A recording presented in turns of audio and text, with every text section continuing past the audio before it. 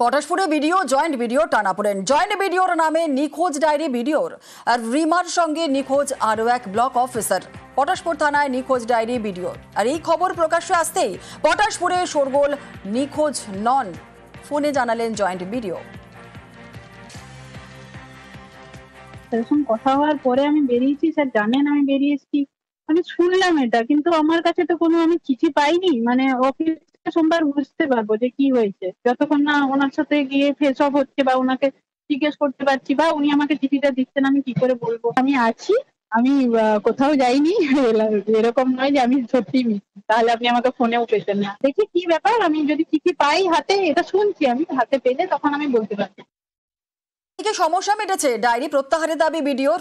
ঘটনা তদন্ত শুরু করেছে জেলা প্রশাসন। আপনি যার জন্য ফোন করছেন ওটা সমস্যা মিটে গেছে, শুদ্ধ করে নেওয়া হয়েছে। আপনি যার জন্য ফোন করছেন ওটা সমস্যা মিটে গেছে, শুদ্ধ করে নেওয়া হয়েছে।